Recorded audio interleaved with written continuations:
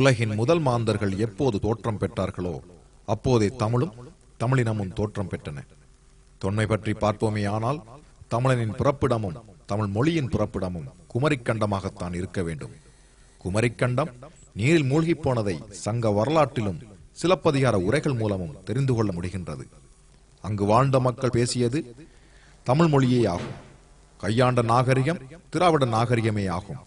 அது மட்டுமன்றி பழந்தமிழ் நாடாகிய குமரிக்கண்டம் அளவில் மிக பெரியதாகவே பறந்து ஆஸ்திரேலியா முதல் தென்னாப்பிரிக்கா வரை இந்தியாவையும் இணைத்துக் கொண்ட மாபெரும் மலைகள் சார்ந்த நிலப்பரப்பே ஆகும். எனவே 20,000 ஆண்டுகளுக்கு முன் அக்கண்டத்தில் வாழ்ந்த தமிழன் உலகின் பல பாகங்களிலும் வாழ்ந்திருக்கின்றான் என்பதற்கு பல சரித்திரங்களும் கதைகளும் ஆதாரபூர்வமாக உள்ளன. அதன் அடிப்படையில் சீனாவில் கிடைக்கப்பெற்ற சுவடுகள், யாவாவில் உள்ள திராவிட கட்டடக்கலையில் அமையப்பெற்ற ஆலயங்கள், பாலியல் தீவில் அமைந்து கிடக்கும் அம்சங்கள் மற்றும் 1836 ஆண்டு நியூசிலாந்தில் கண்டெடுக்கப்பட்ட தமிழ் எழுத்து பொறிக்கப்பட்ட சான்றுகள், பழம் நாகரிகம் உருவான இடமான நைல் நதி படுக்கை அமைந்துள்ள எகிப்தில் உள்ள கல்வெட்டுக்கள், முக்கியமாக கிரேக்கர்களின் எழுத்துக்கள், கலைகள், அறிவியல், தத்துவங்கள் ஆகியவற்றில் பழந்தமிழனின் தாக்கம் இருந்தது என தற்போது வெளியாகி கொண்டுள்ள உண்மைகளையும் இந்த இடத்தில் கருத்தில் கொள்ளலாம். மற்றும் ஐரோப்பாவில் கிடைத்த தமிழ் எழுத்து சுவடுகள், இவற்றுக்கும் மேலாக பல்லாயிரம் ஆண்டாக தொன்மை காட்டும் சிந்துவெளி நாகரிகமும் அதனை சார்ந்த மத்திய கிழக்காசிய நாடுகளில் உள்ள ஆரம்பங்களையும் இணைத்துக் கொள்ளலாம். உலகின் துவக்க மொழிகளான 6 மொழிகளில் தமிழ் முதன்மை வகிப்பது தொன்மையின் அங்கமாகும். கொரிய மொழியும் தமிழ் மொழியின் ஒரு அங்கமே என நிரூபிக்கும் ஆராய்ச்சியாளர்களின் ஆதாரங்களும் விழ்காடுகள் மூலம் உருவாக்கிய பல மொழிகளின் தாயாக விளங்கும் தமிழ் அதன் தொன்மையை காட்டி நிற்கின்றது.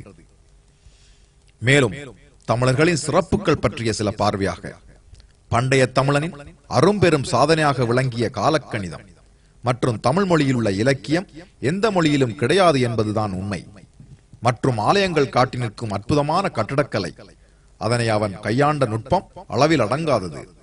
மேலும் எண்களை அடக்கிய சிறப்பு, குறிப்பாக உலகளாவிய வழக்காறுகளில் உயிரினங்களை பற்றி ஆராய்ச்சி செய்த அறிஞர்களான டார்வின் மற்றும் அனாச்சிமாண்டார், அரிஸ்டாட்டில், எம்பிடாக்கின்ஸ் இவர்களெல்லாம் சொல்லாததை நமது மூத்தறிஞர் தொல்காப்பியர் வழியாக உயிரினங்களையும் அவற்றின் குணாதிசயமான 6 புலன்களையும் வரிசைப்படுத்தி இருப்பது சாலச் சிறந்ததே.